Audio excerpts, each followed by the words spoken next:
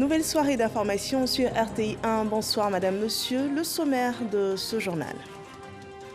Jeudi 29 octobre 2020, la campagne pour la présidentielle prend fin à minuit. Ce 15e et dernier jour, les candidats à l'élection ont joué leur dernière mise en invitant les électeurs à exercer le droit de vote le 31 octobre, jour du scrutin présidentiel.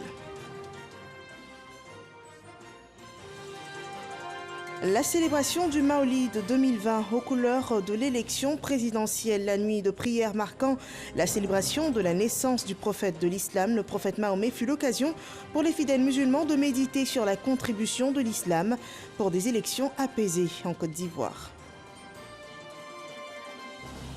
Et puis en France, 3 personnes ont été tuées lors d'une attaque au couteau visant ce jeudi la basilique Notre-Dame de Nice, dans le sud-est de la France. Emmanuel Macron dénonçait une attaque terroriste islamiste.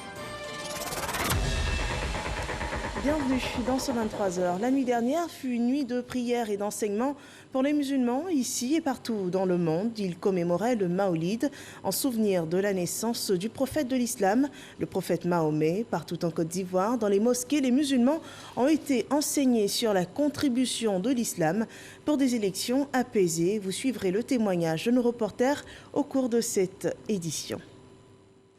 La campagne pour l'élection présidentielle, un tout petit mot dessus, elle s'achèvera à minuit ce 29 octobre. Ce dernier jour, les différentes parties ont joué leur dernière carte en multipliant les meetings, dernière rencontre entre électeurs et candidats après 15 jours de campagne au cours desquels les Ivoiriens ont été invités à accomplir leur devoir de citoyens le 31 octobre 2020. Et sur le processus électoral, la commission électorale indépendante s'est entretenue ce jour avec 2 délégations internationales. La première est de la communauté des États sahélo-sahariens, conduite par l'ex-premier ministre malien Soumeylou Boubèye Maïga. La seconde est de la CEDEAO, conduite par un ancien premier ministre également, celui du Sénégal, Cheikh Hadibou Soumaré. Ces 2 personnalités sont en mission d'observation de l'élection présidentielle ivoirienne. Sidonie Davila pour le compte-rendu. À l'occasion de la présidentielle d'octobre 2020, plusieurs missions d'observation sont présentes sur le territoire ivoirien. Parmi elles, la CEDEAO, la Communauté économique des États de l'Afrique de l'Ouest, déploie près de 100 observateurs. Avant le déploiement total de ses membres, une visite à la commission électorale indépendante s'avère nécessaire. Qu'on sorte de ces élections avec un pays grandi. C'est pourquoi le rôle de la commission électorale indépendante est très important. Et je souhaiterais avoir le point sur ce que vous avez fait déjà, ce qui reste à faire, et nous permettre de faire une évaluation de ce qu'on doit faire d'ici le 31 jour des élections. Bien avant la mission d'observation de la CEDEAO, le président de la CEI, Ibrahim Koulibaly Kubier, recevait dans le même cadre la CENSAD, Communauté des États sahélo-sahariens, une organisation regroupant 29 États africains, conduite par Boubèye Maïga, ancien Premier ministre malien. Notre présence ici est un acte de solidarité nous permettant d'observer le déroulement des opérations et de témoigner de ce déroulement-là, en vue aussi de bénéficier de ce que nous considérons comme être des bonnes pratiques dont nos pays pourront s'inspirer, parce que le renforcement de la démocratie et l'appropriation aussi des processus électoraux, qui sont un élément essentiel de la démocratie, intéresse tous nos pays. Et c'est un défi majeur que nous devons relever pour que tous nos concitoyens puissent s'approprier l'engagement de nos pays respectifs vers une démocratie plus consolidée.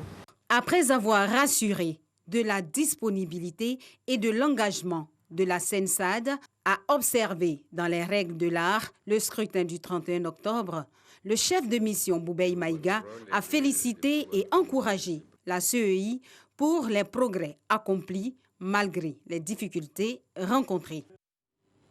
La sécurisation du scrutin électoral, ce volet important du processus électoral est scruté par une mission de la CEDEAO. Le commissaire aux affaires politiques, paix et sécurité de l'organisation ouest-africaine a rencontré pour cela aujourd'hui les grands commandements des forces de défense et de sécurité.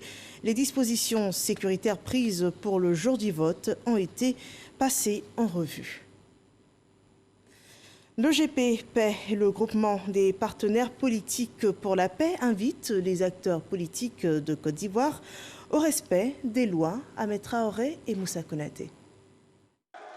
À quelques heures de la tenue de l'élection présidentielle, le GPP, groupement des partenaires politiques pour la paix, monte au créneau. Composé de 15 partis, il exhorte les acteurs politiques à se conformer aux lois du pays. Ce groupement invite les populations à se rendre massivement aux urnes pour élire le candidat de leur choix. Nous avons une constitution qui régit ce pays. La constitution a été adoptée, elle est imposée à tout le monde. Il a été dit dans cette constitution que le 31 octobre, nous allons aux élections. Nous serons dans quelques jours au 31 octobre. Dieu merci, nous avons eu 4 candidats. Tous ont déposé leur dossier, ils ont été retenus. Mais nous allons aux élections et puis que le meilleur gagne. Je voulais dire aux jeunes que donner sa voix est mieux que donner sa vie. Les responsables du GPP ont profité pour émettre des vœux auprès des autorités. Ils souhaitent la bonne tenue de l'échéance électorale du 31 octobre. Et le 31 octobre, jour du vote, est proche. La secrétaire chargée des droits de l'homme, dans une déclaration, se prononce sur l'exercice du droit de vote, un droit citoyen. C'est une déclaration lue pour vous par Jean-Marc Djadji. On écoute. Déclaration de la secrétaire d'État chargée des droits de l'homme à l'occasion de l'élection présidentielle du 31 octobre 2020. Le 31 octobre 2020 se tiendra l'élection du président de la République. L'exercice du droit de vote est un droit fondamental de l'homme inscrit dans notre Constitution. À l'approche de cette échéance, le secrétariat d'État chargé des droits de l'homme, dans sa mission de promotion et de protection des droits de l'homme, invite à toutes les Ivoiriennes et tous les Ivoiriens, les partis et groupements politiques, à tout mettre en œuvre pour permettre à chaque citoyenne et chaque citoyen d'exercer librement son droit de vote. Le secrétariat d'État chargé des droits de l'homme appelle l'ensemble des Ivoiriens, les partis et groupements politiques, ainsi que les candidats indépendants à tout mettre en œuvre pour faciliter l'exercice de ce droit de vote. Le secrétariat d'État chargé des droits de l'homme invite les citoyennes et les citoyens, témoins d'éventuelles entraves au droit de vote, à s'abstenir de tout acte de représailles et à saisir les autorités compétentes. Le secrétariat d'État chargé des droits de l'homme appelle les populations ivoiriennes à promouvoir la cohésion sociale et le vivre ensemble. Fait à Abidjan le 28 octobre 2020, Aimé Zébéyou, secrétaire d'État chargé des droits de l'homme. Cette période électorale est déterminante pour notre pays. Après les événements post-électoraux de 2010, la préservation de la paix est plus que primordiale. C'est en tout cas le souhait des Ivoiriens, l'exemple dans le sud du pays, avec le peuple du royaume Bétibé qui vit en parfaite harmonie. Une réalité du Sud Comoé présentée par Mamadou Kouassi. Djalia et Amandine, toutes deux commerçantes au marché d'Adiaké, dévisent autour d'un plat de Plakali. C'est le quotidien de ces femmes, l'une Maléké et l'autre Akan. Une façon pour elles de témoigner leur amitié, mais aussi la paix et la cohésion qui règnent dans ce marché. Adiaké, c'est comme une famille, même père, même mère. Donc c'est comme ça on fait pour que tout se passe bien ici.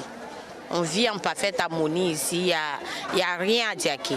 Il y a une association même dans le marché, on dit tous un. Nous sommes tous un. Vous voyez, non? Donc dans le marché, c'est ce qu'on fait. En tout cas, les palabres du pas. Les palabres du pas, entre nous.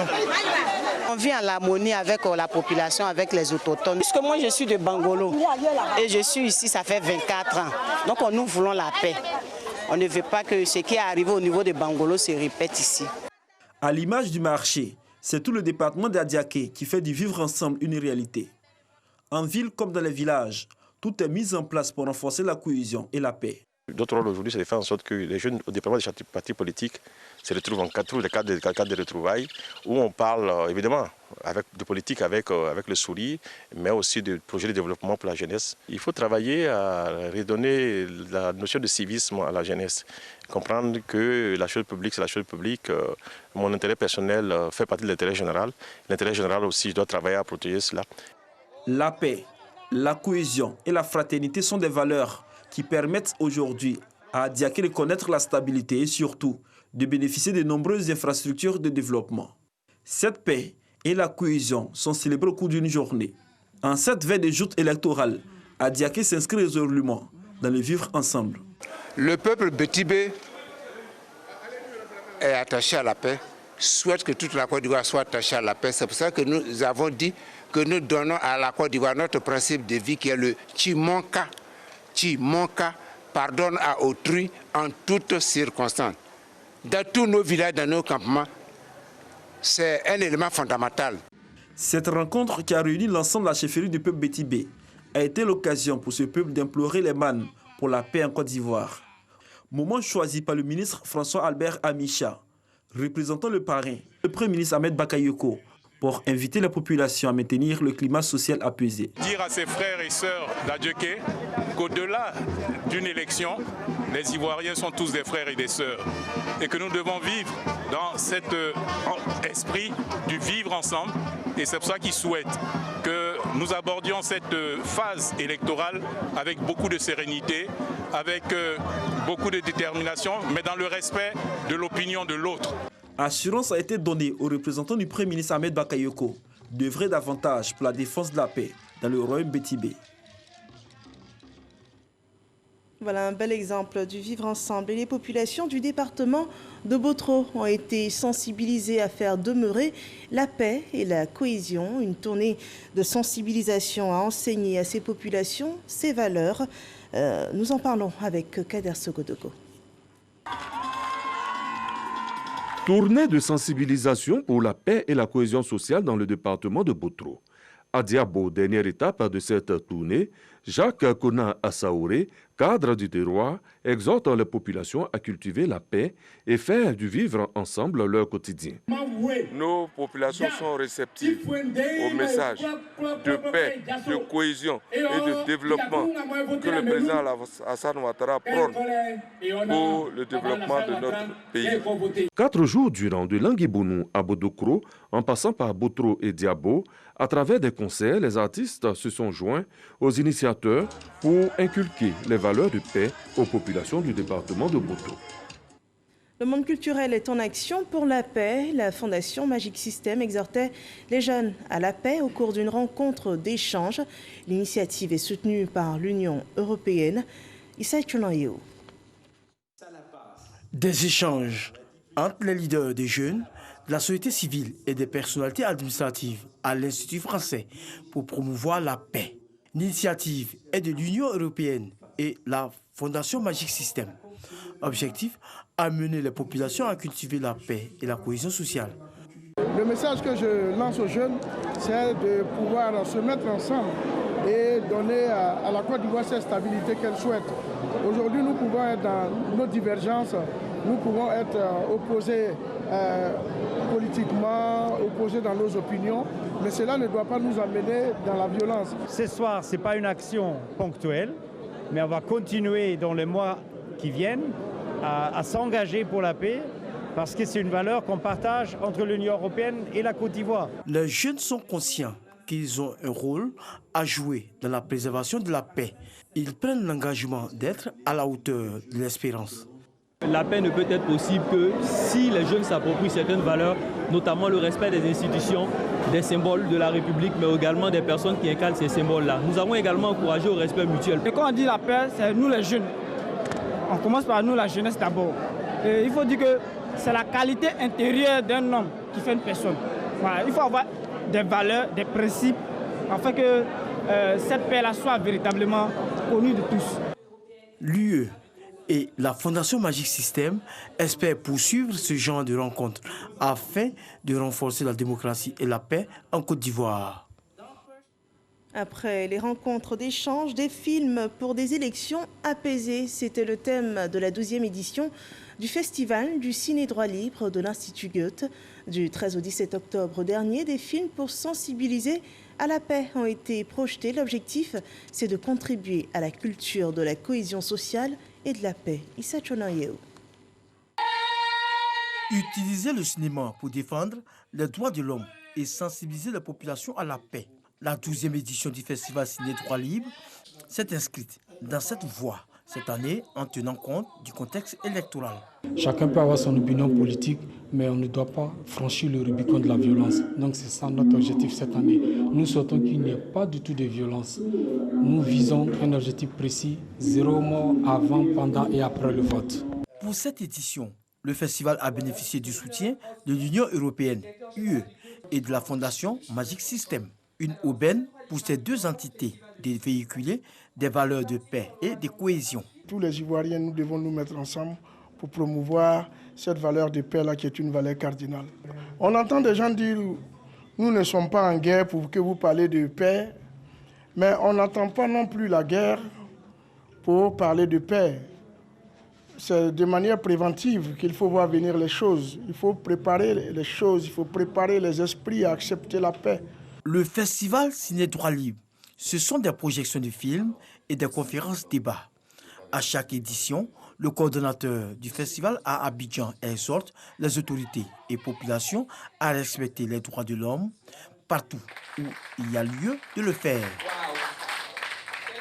Les musulmans d'ici et du monde commémoraient la nuit dernière le Maolid. La célébration officielle s'est tenue à la grande mosquée de la Riviera Golfe. Le Premier ministre Ahmed Bakayoko participait à ce moment durant lequel les fidèles musulmans ont été invités à méditer sur la contribution de l'islam pour des élections apaisées. Pargassoro Demadongui.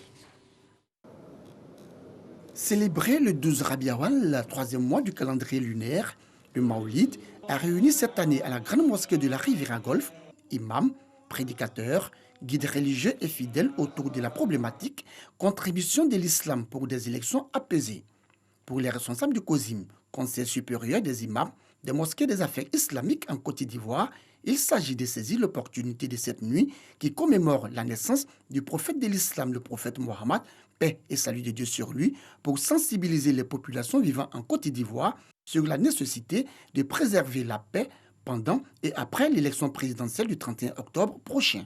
Jeunes catholiques, jeunes protestants, jeunes musulmans, donnez-vous la main pour préserver la paix dans notre pays. Chers frères, chères sœurs, notre pays se trouve à la veille d'échéances importantes. Il dépend de chacun et de chacune de nous que ces moments essentiels de la vie de notre chère Côte d'Ivoire soient des moments de quiétude et non des occasions d'attiser les haines. Cette nuit spirituelle a bénéficié du soutien du Premier ministre, chef du gouvernement, ministre de la Défense, Ahmed Bakayoko, représentant le président de la République, Alassane Ouattara.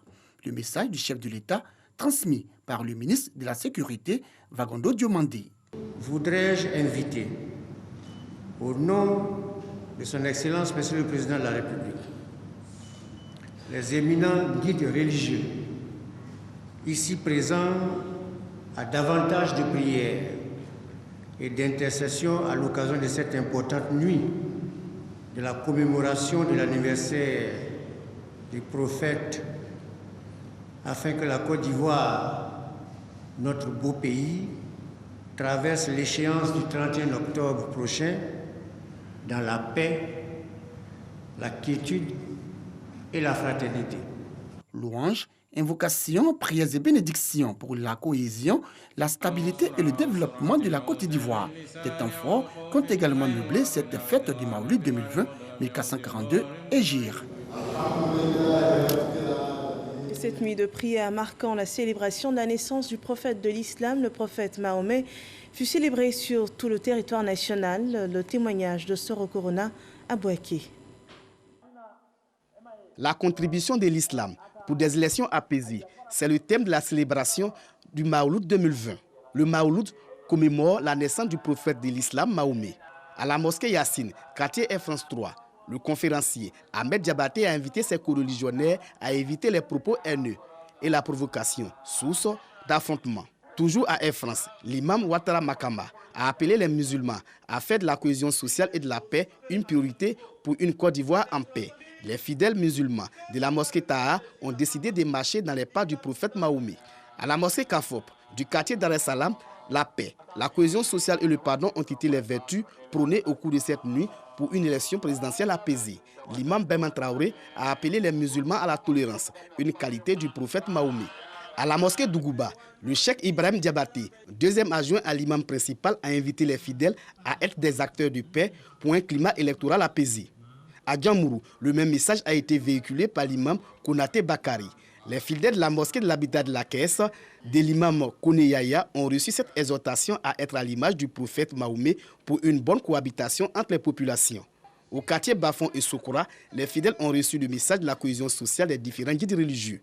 Les ressortissants du Niger, à travers leurs chèques, ont également prié pour la paix en Côte d'Ivoire au cours de cette nuit du Maouloud.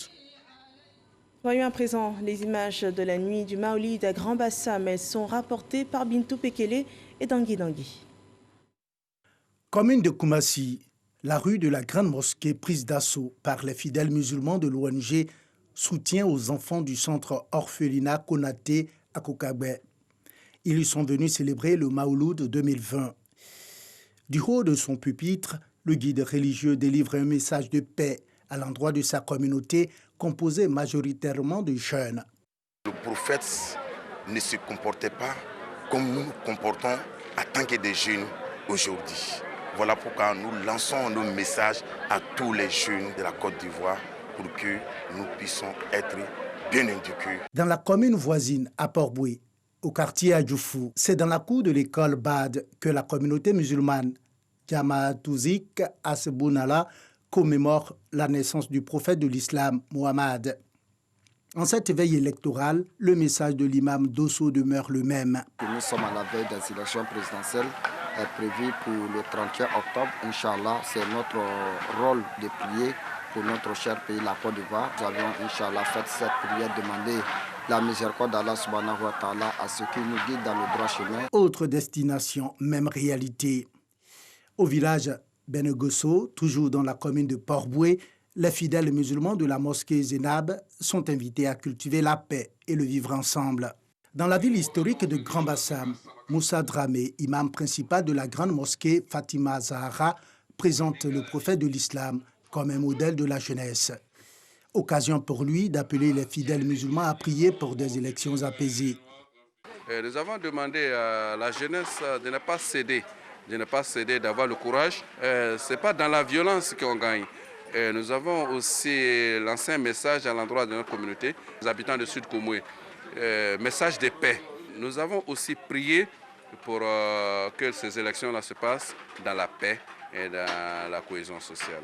Ce jour est un jour béni pour tout musulman et c'est en même temps un jour de beaucoup de bénédictions.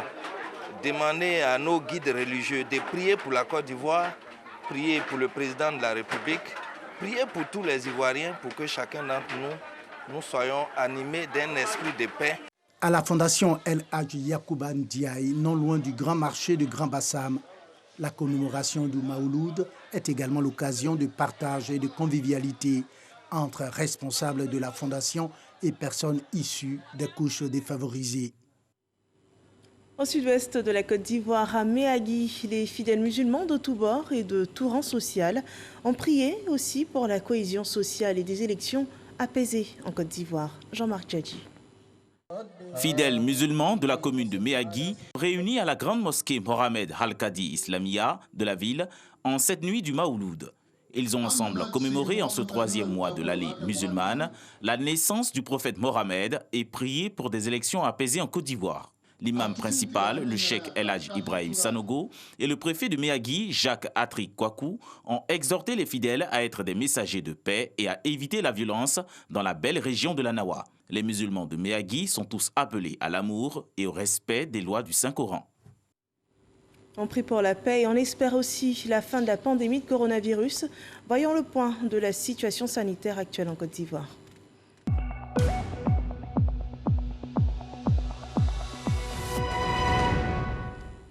La courbe des cas est ascendante. 73 nouveaux cas de Covid-19 sont enregistrés sur 2278 échantillons prélevés.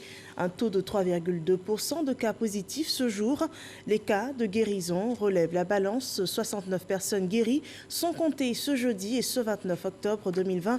La Côte d'Ivoire compte 20 628 cas confirmés, dont 20 310 personnes guéries, 124 décès et encore 194 cas actifs. Attelons-nous à respecter les gestes barrières. Les personnes atteintes du cancer doivent faire du sport. C'est une recommandation du Centre national d'oncologie médicale et de radiothérapie Alassane Ouattara. La pratique du sport est intégrée aux soins des patients. Une séance de fitness a d'ailleurs donné le ton. Mamadou Kwasi. La cour du Centre national d'oncologie médicale et de radiothérapie Alassane Ouattara de Cocody, transformée en un centre de gymnastique. Une séance de fitness avec les malades du cancer et leurs parents. Ce qui marque la reprise officielle des activités sportives dans ce centre de référence. Une activité qui a réuni une centaine de patients de l'hôpital, mais aussi des personnes extérieures et des parents du malade. Une activité bien appréciée par les participants. C'est important parce qu'on arrive à éliminer des toxines du corps. J'ai eu un cancer du sein, j'ai fait l'opération, maintenant je dois faire la chimio, la radiothérapie. Donc chaque fois il faut que je vienne faire le sport pour me retrouver. Parce qu'après la chimio, tu es fatigué. Donc il faut faire le sport. Tu ne peux pas rester les bras croisés pour te mettre dans ta tête que je suis malade, donc je ne fais rien, je ne peux pas bouger. Il faut que tu bouges. C'est d'abord pour les soutenir, puis de venir participer en faisant aussi du sport, parce que le sport est un facteur de santé, un facteur de rapprochement, pour montrer notre solidarité à toutes ces femmes-là qui sont victimes de cette maladie. Au cours de cette séance, ce sont plusieurs activités sportives qui ont été opérées. Un choix qui s'explique selon la responsable en charge du sport. Ça aide par rapport aux effets secondaires de la chimio. Il y a beaucoup plus de tolérance aux effets secondaires de la chimio. Il y a une régulation du poids. Et on peut le faire à la maison, seul, en regardant des vidéos, en dansant. Il faut à peu près 45 minutes d'activité à chaque fois. C'est depuis 2016 que les activités sportives ont été instituées dans le traitement du cancer. Et selon la directrice du centre, le sport arrive comme une thérapie. Il a été démontré scientifiquement que pratiquer régulièrement un sport, ça aide à réduire les effets secondaires de la chimiothérapie. Vous savez qu'on a beaucoup de malades qui sont sous chimiothérapie dans le cadre de leur traitement. Ça les aide à mieux supporter le traitement. Et de pratiquer régulièrement un sport, ça permet également, quand le traitement est fini, de réduire le risque de récidive. Et c'est pour ça que nous pratiquons le sport régulièrement ici. 2 fois par mois des activités de fitness et 2 fois par mois des activités de natation. Mais avec la crise de la pandémie à Covid-19, l'activité de natation a été arrêtée parce qu'on ne peut plus respecter les mesures barrières. Dans le cadre des activités d'Octobre Rose, en plus de cette activité sportive, le Centre national d'oncologie médicale et de radiothérapie Alassane Ouattara organise ce mercredi 28 octobre 2020 des journées portes ouvertes. Cadre d'information sur la trichologie, spécialisée dans la prise en charge des cheveux et le cuir-chevelure. Il faut rappeler que le Centre national d'oncologie médicale et de radiothérapie Alassane Ouattara est spécialisé dans le traitement des personnes atteintes du cancer. Il reçoit régulièrement des patients de la sous-région pour la chimiothérapie et la radiothérapie. Nous passons à présent à l'actualité à l'international. En Tanzanie, la journée d'hier, 29 millions d'électeurs étaient appelés aux urnes pour des élections présidentielles, législatives et locales. Le président John Magufuli est candidat à un second mandat de 5 ans. Alors que les résultats ont commencé à être donnés par la commission électorale ce jeudi, l'opposition a affirmé qu'elle ne reconnaîtrait pas ces résultats. Elle dénonce des irrégularités de grande ampleur telles que le bourrage des urnes, l'interdiction d'accès au bureau de vote pour les observateurs de l'opposition. Ces fraudes dénoncées ont été démenties par la commission électorale qui soutient que ces allégations ne sont pas étayées. C'est une journée difficile en France alors que le pays s'apprête pour le reconfinement dans une atmosphère de colère contre le président français au Moyen-Orient. 3 personnes ont été poignardées à mort ce jeudi dans une église à Nice, dans le sud-est de la France. L'agresseur a été neutralisé. Le président Emmanuel Macron parle d'une attaque terroriste islamiste et promet que son pays ne céderait rien sur ses valeurs, en particulier la liberté de croire et de ne pas croire. La France remonte le niveau maximum maximum de son plan de Vigipar, un plan de sécurité. Cette attaque survient 2 semaines après la décapitation d'un professeur en région parisienne. L'enseignant avait été pris pour cible parce qu'il avait montré en classe des caricatures du prophète Mahomet dans un cours sur la liberté d'expression. C'est la fin de cette édition d'information. Merci de nous avoir suivis. Retrouvez demain dès 6 h une autre édition d'information. Portez-vous bien et paix sur la Côte d'Ivoire.